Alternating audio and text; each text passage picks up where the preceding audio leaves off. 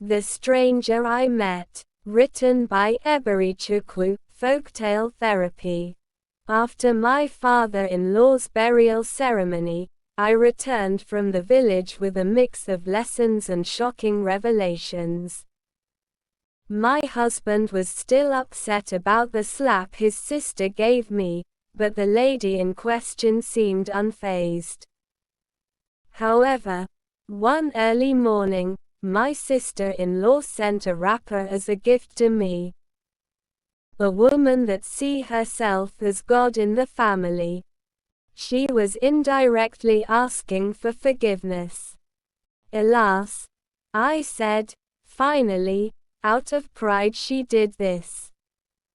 The gift came with silent message, no word, no apology, just the wrapper. What a pride! My husband's family had taken my age as a weakness, exploiting it to abuse me. They never knew I will ever stop to conquer. It was as if my silence spoke volume. Unknowingly to them my silence was a sign of strength, not submission. Though my husband eventually realized his mistake and pleaded with me to forgive him, but his violent behavior persisted. His father's words echoed in my mind, "Forgive your husband, my wife, and don't make your wife a punching bag." My father-in-law warning and calm word echoed in my subconscious mind, "Forgive your husband, my wife, and don't make your wife a punching bag. She is meant to be your friend and not a punching bag." My husband will always respond, "Sorry Dad, I will not try that again," but I know he wouldn't stop because he had hit the father when he was younger. My experience during my father-in-law burial ceremony kept me abreast of the family history of domestic violence. Most times, I don't blame my husband, James, because he had weak parental background. He was not trained by the mother. The mother died immediately he, James, was born. James was taken to the motherless baby home 3 days after his birth. What a tragic scenario. The nature of James' training at the motherless home made me ignore and forgive most of his negative behavior. James regularly displayed conduct unbecoming of a gentleman. His behavior is shocking and unsuitable for me, but I keep managing until one day I came back from school and met a strange woman in my house. "Who are you, young woman?" Her response was glaringly obvious. She was giving a room by my husband. From our 3-bedroom flat, the couples paid James to occupy the space without my consent. "Caro, where is your husband?" I asked. "He is not my husband but my boyfriend." Caro was pregnant but hiding it. My flat neighbor, who was an elderly person, already told me that Caro is pregnant. "Caro, how are you?" my husband will always ask. I noticed her closeness to my husband, which sparked my curiosity. When I confronted Caro about her relationship with my husband, she revealed a shocking truth. James was sleeping with his cousin Neoma, a young girl who normally comes around to help with household chores. "Pretty," she called me. "You are living with a total stranger." Still difficult to understand. I hunched, sniffing like a child. "What do you mean, Caro?" I asked. She sat on a bare floor, flapping her fingers. I was curious, shouted at her, "Be straightforward." "I'm losing my mind, James. Your husband sleeps with his cousin's sister Neoma. I was thinking loud but completely lost, still gaping stupidly at her. Caro. What did you just said? Yes. You had me right. He is sleeping with Neoma. Neoma was a little cousins of my husband who always come around to help in the domestic work because I had no house help. A little tiny girl with no flesh, Caro continued. Neoma will always come to ask me of pain relief drug every morning after sleeping with him. But I noticed she always disappear from the house each weekend you comes back. I tried to link it up with the story my husband told me one day I visited home. Pretty. Your mother accused me of infidelity. Because I was naive and younger then, I went and confronted my mother, not realizing I was defending a monster. Alas. Early marriage has its bitter truths. It was a harrowing experience I endured. Domestic violence entwined with infidelity, a heart-wrenching reality I faced. But I chose to endure, until one faithful morning, when everything was about to change. Episode 3 Loading. The Stranger I Met. Written by EBERECHUKWU, Folktale Therapy. The memories of my marriage still linger in my mind like a bittersweet melody. I met my husband under unusual circumstances. I entered his private car thinking it was a taxi, and we became fast friends. He was charming, handsome, and older than me. We started dating, and despite our age gap, I was drawn to his good looks and charismatic personality. Months later, he visited my house with his younger cousins, who professed their love for me and asked for a close relationship. After I finished writing my WAEC, he proposed to me, and I was torn. But then, a fair, pretty lady visited me at his house, introducing herself as his lover.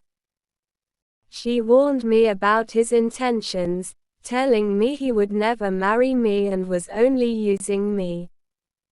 My curiosity got the better of me, but my husband-to-be convinced me she was just a bedmate and nothing more. Despite my reservations, we got married, and I became pregnant with our first child.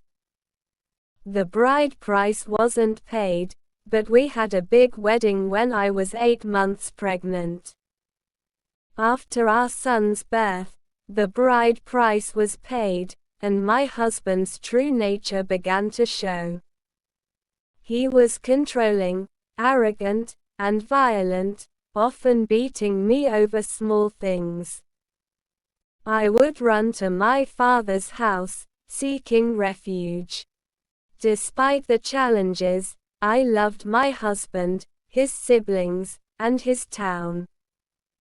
His father, however, treated me like a goddess, and his love humbled me. I struggled to balance my studies, working as a teacher in a private school to support myself. The experience was grueling, with long hours and meager pay. However, years of our marriage were a rollercoaster ride of emotions. My husband's behavior was a mix of loving and caring, but also volatile and violent. The beatings and quarrels became more frequent, and I often found myself running to my father's house to escape the abuse. Despite the challenges, I was determined to pursue my education and become independent. I juggled my studies, teaching in a private school, and taking care of our children. It wasn't easy, but I managed to earn my OND diploma and degree. The experience was grueling, but I was driven by the desire to create a better life for myself and my children. My husband's behavior didn't change, but I learned to cope and adapt. I realized that his violent outbursts were a reflection of his own struggles and insecurities. When his father passed away, I received a call from my husband, and I was devastated. His father had been a source of comfort and support for me, and his loss was a significant blow. During the burial, tensions ran high, and I was advised not to bring my children due to the distance and potential hostility from his family members. I heeded the advice, but things didn't go smoothly. A confrontation with his senior sister left me reeling. She slapped me for speaking my mind, and it was a wake-up call. I realized that the violent behavior might be a trait that ran deep in their family, and I began to prepare myself for future conflicts. The experience shaped me into the strong woman I am today, and I'm determined to protect myself and my children from any further harm. The Stranger I Met continue in Part 2. She died with the secret only the abandoned son knows. Written by Eberichukwu, Folktale Therapy. As the sun set over the small town, the Okoro's household was filled with an unbearable sorrow. Mary, the loving mother and wife, had lost her battle with breast cancer, leaving behind her devastated family. Her husband, John, was consumed by grief, but he had to find a way to care for their two young children, Emily and her older stepbrother, Michael. Michael, 12 years old, had been brought into the marriage by Mary. He had grown close to John, who had accepted him as his own. However, John's biological daughter, Emily, was only 5 years old, and her mother's passing had left her feeling lost and scared. As the days went by, John's behavior towards Michael began to change. He started to notice how intelligent and curious Michael was, often helping Emily with her homework and solving complex problems with ease. John couldn't help but compare Michael's abilities to Emily's, who was still learning the basics. One day, John sat Michael down and told him that he couldn't stay with them anymore. Michael was shocked and asked why. John explained that he thought it would be best for Emily, as she needed to grow up without the distraction of her stepbrother's intelligence overshadowing hers. Michael was heartbroken and felt like he was being punished for being smart. Michael remembered the countless times he had helped Emily with her homework, the way he had read her stories and played games with her. He had always tried to be a good big brother, and now it seemed like that wasn't enough. As he packed his bags, he felt like a part of him was being torn away. John drove Michael to a nearby foster home, where he would have to live from now on. As they said the goodbyes, Michael couldn't help but wonder if he would ever see Emily again. John handed him a small bag with some clothes and a few belongings, his eyes avoiding Michael's.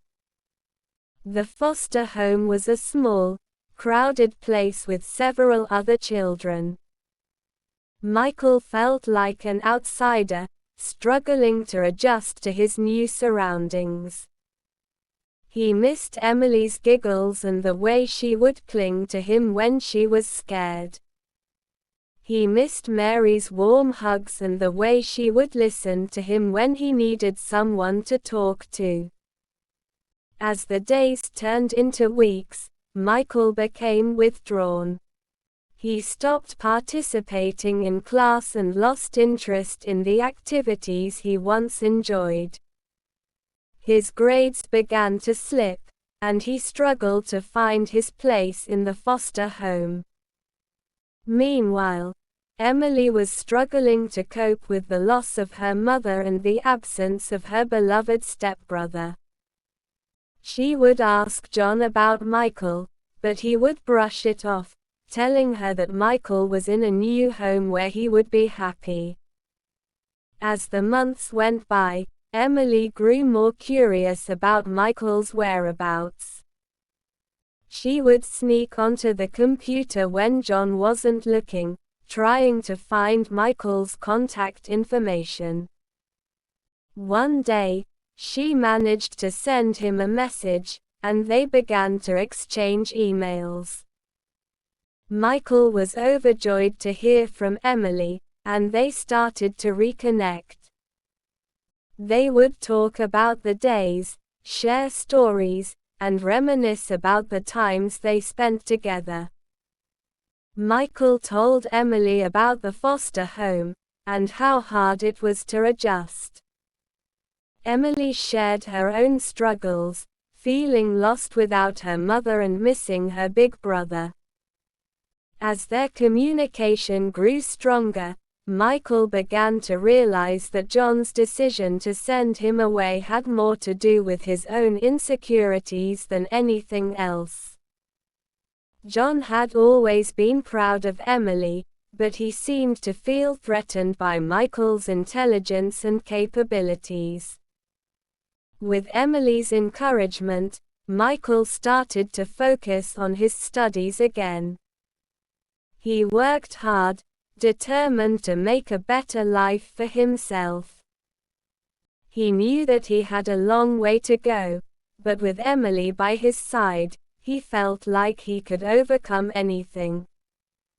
As the years passed, Michael and Emily remained close, despite the distance between them.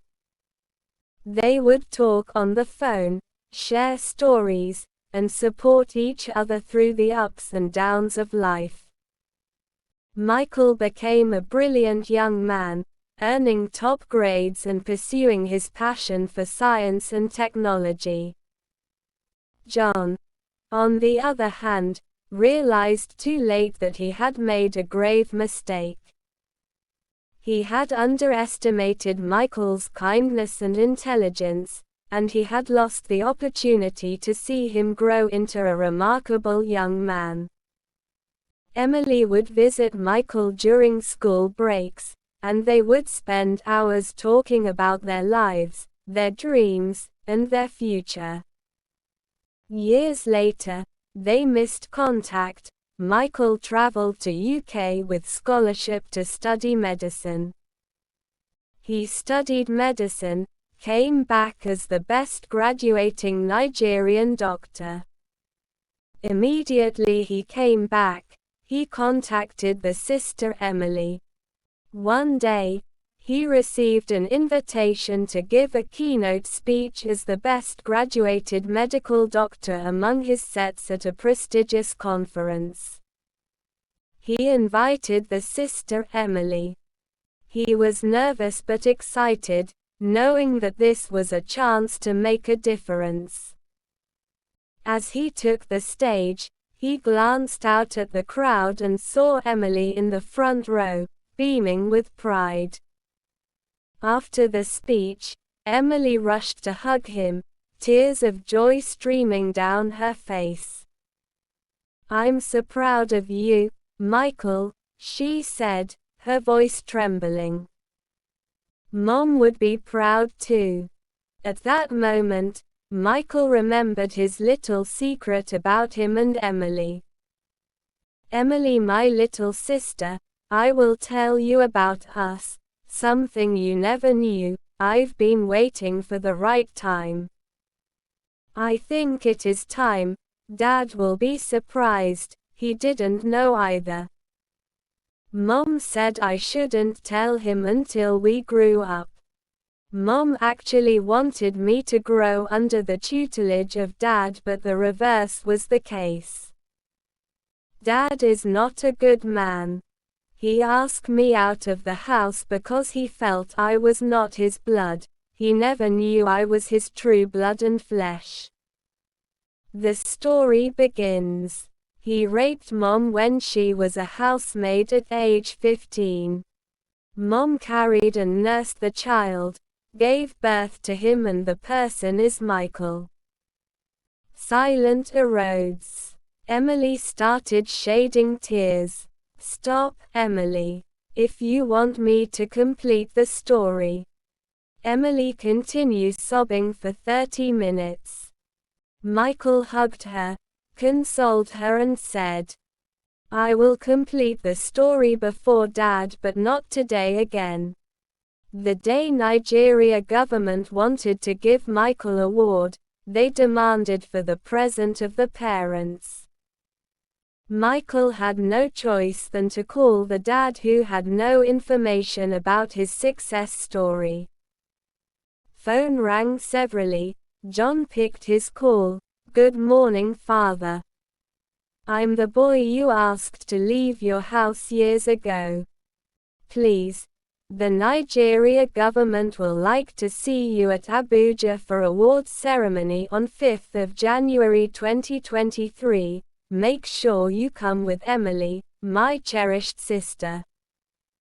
Phone dropped from John's hand. John was astonished and perplexed for days, waited for Emily to come back from nursing school. On 5th of January, the hall was full with prestigious people, government officials and students from diaspora. John was still in shock as they called Michael out as the best graduating medical doctor among his set with an award of 10 million naira. John stood confused and surprised. Emily ran to his brother and kissed him at the forehead. I'm proud of you, bro. You were born great. I'm proud to be identified with you as my only brother. Tears started rolling down from Michael's eyes as he started the story of his life. My father abandoned me when I was 12. He didn't ask of my well-being. I grew up in the street, teaching children mathematics and sciences. I wrote scholarship exams severely. I went through my secondary education and higher institutions with scholarships. Thank God I stood before him testifying as the only biological son he ever had. John stood with amazement, wanted to ask questions. Michael continued, yes, you impregnated my mother when he was 15 years old as a housemaid. Years later, you came asking for her hand in marriage. Unknowingly to you that she was the girl you impregnated and abandoned years ago. She agreed to marry you because she wanted me to grow under my father's guide. Though all her efforts was in vain because you deserted me when immediately she died.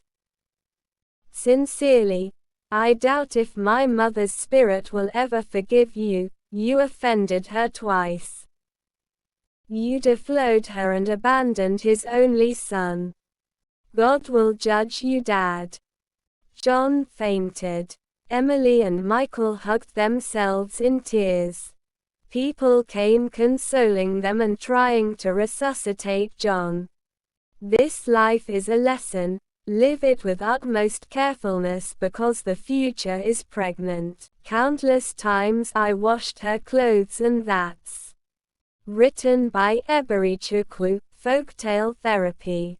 As I stood by the washing basin, scrubbing away at the dirty cloth, I couldn't help but feel a sense of satisfaction. My friend Mike's visit had sparked a conversation that would linger in my mind for a while. You're doing laundry? Mike asked, his tone laced with amusement. Where's your wife? I rinsed the cloth and hung it to dry. She's busy with work, Mike. I'm just helping out. Mike chuckled. You're a good man, but you're not supposed to be doing this. It's women's work, bro. I smiled wryly. I think it's about teamwork, Mike. When I support my wife, our relationship grows stronger. Mike shook his head. You're emasculating yourself, man. That's not what men do.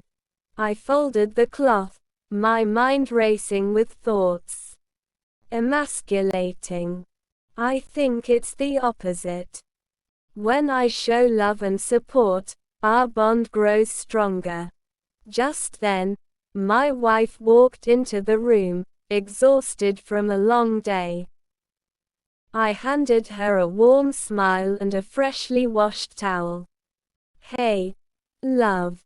I've got this. Her eyes lit up, and she smiled back, relieved. Thank you, dear.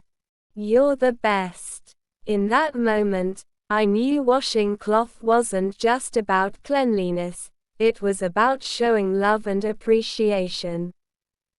Mike might not understand, but my wife and I did.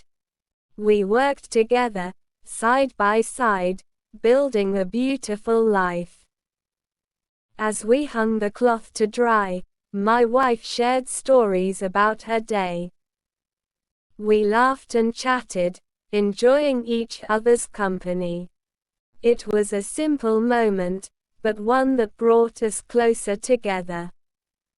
You're amazing, she said, squeezing my hand.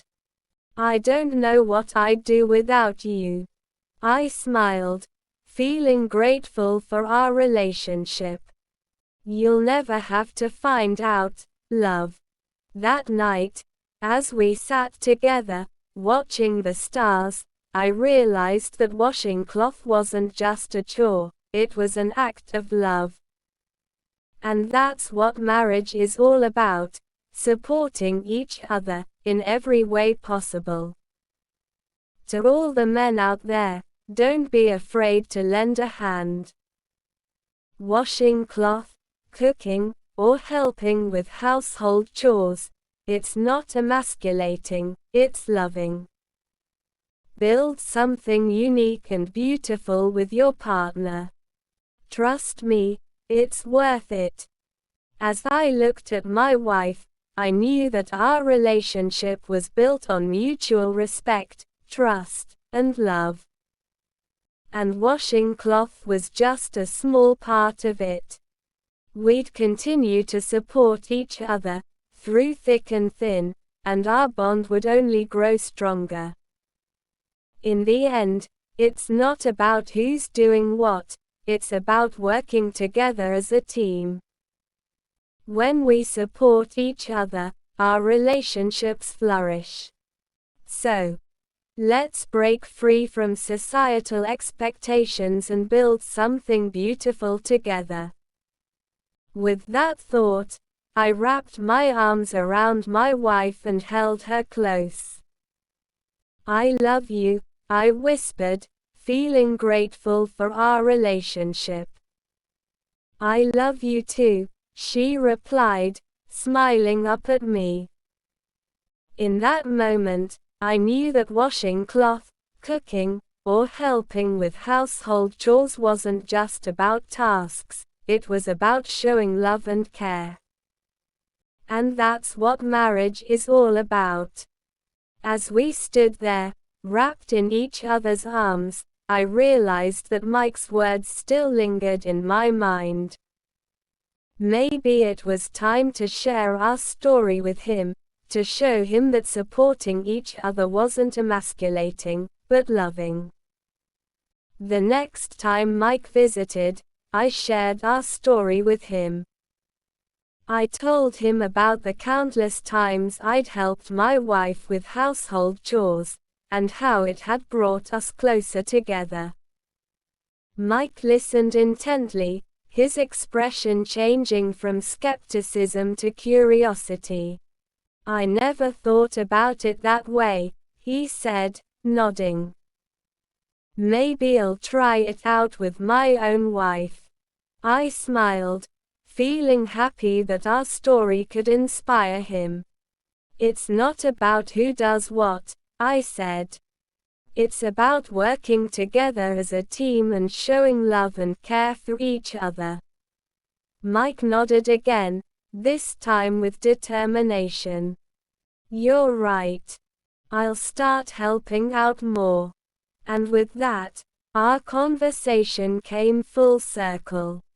Mike had come to understand the value of supporting his partner, and I was happy to have played a part in his journey.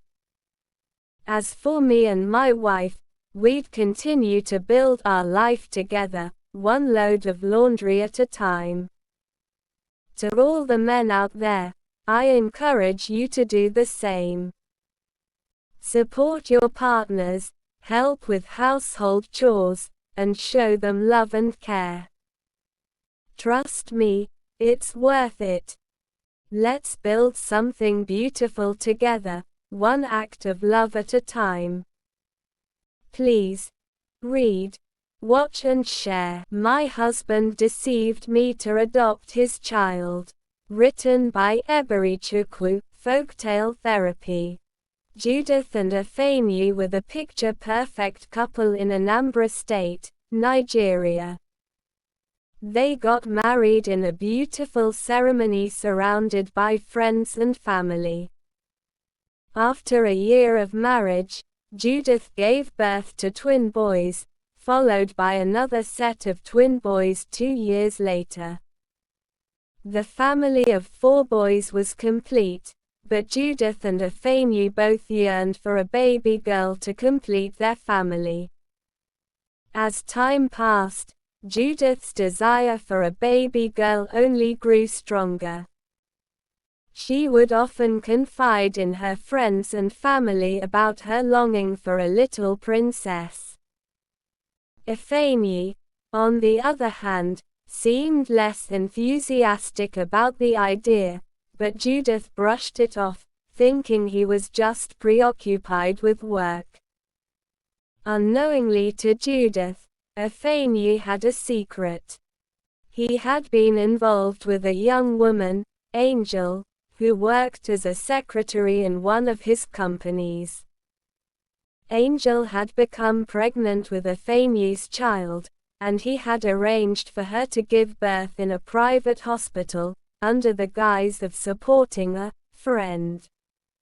The truth was, Ifeanyi had planned for Angel to give birth to their daughter, and he would then arrange for the child to be adopted by a couple in need of a child. Angel gave birth to a beautiful baby girl, and Ifeanyi was overjoyed. He visited Angel in the hospital, held his daughter in his arms, and felt a sense of pride and satisfaction. However, his affection was short-lived, as he soon took the baby girl to a motherless baby home, telling the staff that he had found the child abandoned on the street. Meanwhile, Judith and Ifeanyi had been exploring adoption options, and they were thrilled when they received a call from the motherless baby home about a beautiful baby girl who needed a loving home. They quickly finalized the adoption process, and their baby girl, Agechi, was brought home to join their family of 4 boys. Judith was over the moon with joy, showering Agechi with love and attention. Ifeanyi, too, seemed delighted, but his happiness was tinged with guilt. He knew the truth about Agechi's parentage, and it weighed heavily on his conscience. Months passed, and the family adjusted to life with their new addition. However, The secret Euphemie kept began to unravel when Angel, who had been struggling to come to terms with giving up her child, showed up at Euphemie's office, demanding to see her daughter. Euphemie tried to brush her off, but Angel's persistence led her to Judith's doorstep, where she revealed the shocking truth. Judith was devastated. She felt betrayed, deceived, and heartbroken. The thought of raising her husband's illegitimate child as their own adoption was too much to bear. "Are you not happy? Agechi is calling Mom, why are you?" Euphemie asked the wife. She packed her bags, left the children, and Euphemie, vowing never to return. Euphemie was consumed by grief and regret. He realized too late the gravity of his actions and the pain he had caused Judith. He tried to seek reconciliation rudely, but Judith's wounds ran too deep. For 3 years, Euphemie waited, hoping that Judith would forgive him and return to him. Tragically, fate had other plans. Euphemie fell ill and passed away as a result of his broken home, surrounded by his family, but without Judith by his side. Judith, though shocked by the news, felt a mix of emotions: sadness for the loss of life, regretted not forgiving him, but also relief that the man who had deceived her was no longer in her life. As for Agechi, Judith decided to keep her and raise her as her own, despite the circumstances of her birth. Judith knew that Agechi was innocent and deserved love and care. She also realized that she couldn't undo the past but could work towards creating a brighter future for her children. In the end, Judith emerged stronger, wiser, and more resilient. She learned that forgiveness is a process, and though she may never forgive Euphemie, she could forgive herself for staying in a marriage that wasn't built on trust and honesty. As she looked at Agechi, now a part of their family, Judith knew that she would do everything to give her children the love, care, and stability they deserved.